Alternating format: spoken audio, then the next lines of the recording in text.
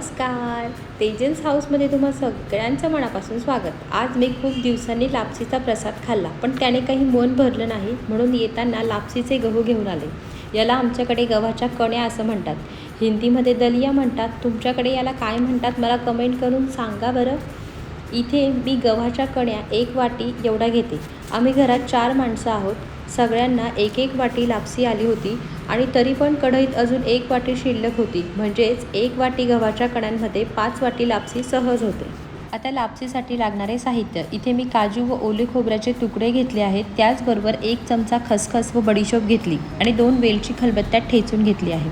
आता 1 वाटी गव्हाच्या कण्यांना 1 वाटी गूळ असं प्रमाण घेतलं आणि आपल्याला गव्हाच्या कण्या शिजवून घ्यायच्या आहे, म्हणून मी इथे 2.5 वाटी पाणी एका पातेलीत गरम करत ठेवते. आधी गव्हाच्या कण्या तुपावर भाजून घ्यायच्या आहेत. त्यासाठी मी इथे गॅसवर कढईत 1 मोठा चमचा तूप घेतलं. या कण्यांचा रंग पांढरा होईपर्यंत या गव्हाच्या कण्या आपल्याला तुपावर छान परतवून घ्यायच्या आहे. रवा भाजल्यानंतर जसा सुगंध घरभर पसरतो, अगदी तसाच सुगंध घरभर पसरला होता. या कण्यांचा रंग तुम्ही बघत असाल, पांढरा रंग झाला आहे. आता या कुकरमध्ये मी शिजवून घेणार आहे, म्हणून गरम पाण्यात या भाजलेल्या कण्या ॲड करून कुकरची 1 शिट्टी काढून घेतली.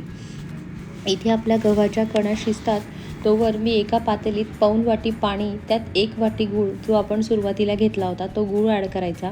गूळ आपल्याला फक्त मेल्ट करून घ्यायचा आहे, आपल्याला पाक करायचा नाही आहे या गुळाचा.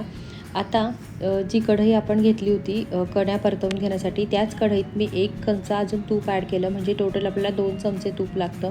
याच कढईत काजू व खोबरे छान मस्त आपल्याला गोल्डन रंग येईपर्यंत तळून घ्यायचे आहेत. आता याच तुपात मी खसखस पण ॲड केली. इथे आपली लापसी पण छान मस्त मऊ लुसलुशीत शिजली होती.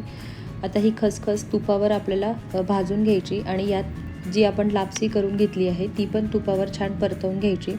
तुम्ही बघत असाल मस्त छान दिसते. आता यात मी बडीशोप आणि वेलची पूड ॲड केली. तीही छान व्यवस्थित मिक्स करून घ्यायची आणि जे आपण गुळाचं पाणी घेतलं होतं ना, ते मी गाळणीच्या मदतीने या लापसीमध्ये गाळून घेतलं. त्यामुळे गुळातला जो कचरा असतो ना, तो निघून जातो. आणि तुम्ही बघत असाल लापसीला किती सुंदर कलर आला आहे. आता यावर मी थोड्या वेळासाठी झाकण ठेवून देते.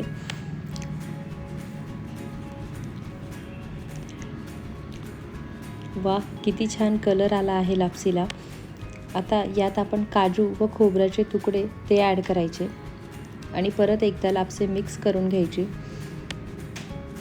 आणि तुम्हाला जर लापसी अजून पातळ हवी असेल तर यात अजून अर्धा ग्लास पाणी तुम्ही घालू शकतात आणि अर्धा गूळ व अर्धी साखर घालून पण तुम्ही लापसी बनवू शकतात.